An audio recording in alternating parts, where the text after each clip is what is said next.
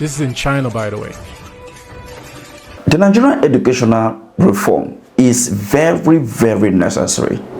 But then we have seen the National Assembly passing a bill, to create more schools in Nigeria, talking about tertiary institutions. But this time around, the news here is not even about the National Assembly bill pass, but it's about the skill that Nigerian kids will now be taught in school.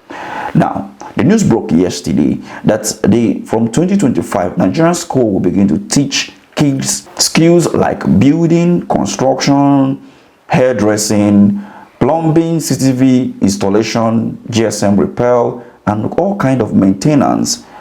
And many Nigerians have been reacting to this particular news. And let's not forget that when you go to places like China, they are talking about construction of, they say them construction of GSM and all kind of things. So is this a welcome development? Oh yes.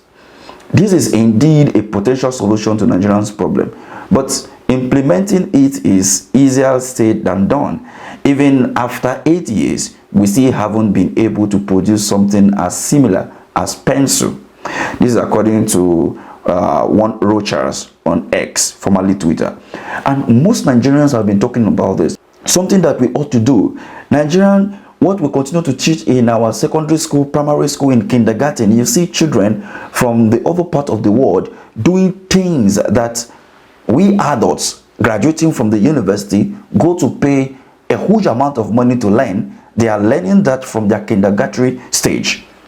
While in Nigeria, you see video of teachers doing this.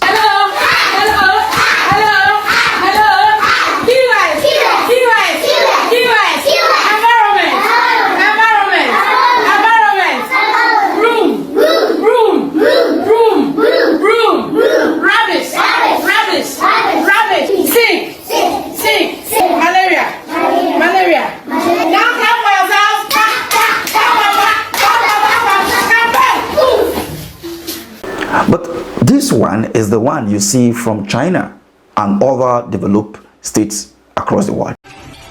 This is in China, by the way.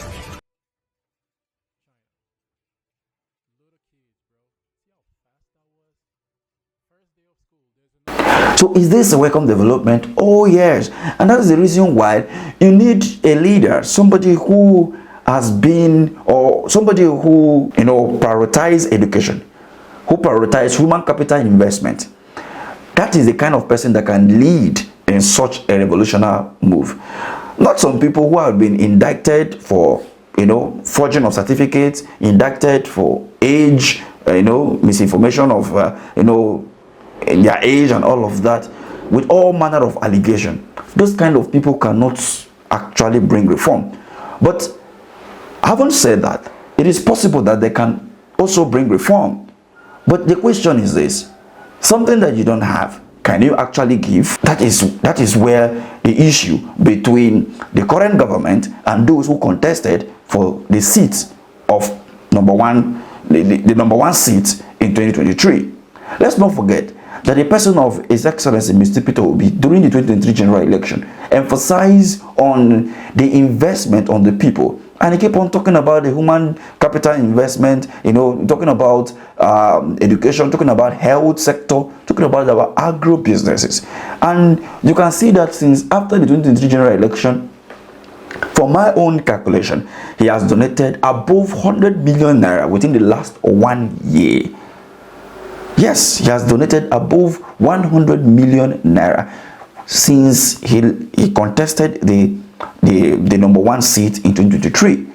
Just a week ago, he donated 50 million naira to a university in Anambra State, and another 20 million naira, 10 million naira separately to nursing school.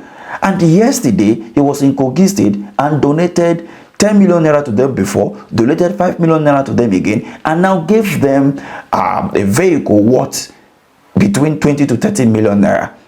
That's a total package of almost 45 to 50 million naira to only one school. So you now understand the reason why I said he has given more than 100 million naira across board since the election in 2023. And this alone went into education, and not just secondary school or university. It went also to institution that's institution of high learning that comes along with health practitioners and all of that. See the crisis that we're having in our nursing, our medical sector, where you see people that study nursing or medical doctors are departing the country, for greener pasture, because the Nigerian government are not paying them what they ought to pay them. The terms of condition, the way they work and all of that is not favorable to them at all. But you can see somebody who is ready, doing that. This is to show you how, like I said in our last video, that somebody who has the interests of the people at heart and have this mentality of delivering good governance will continue to do. Now, he is not the president yet, right?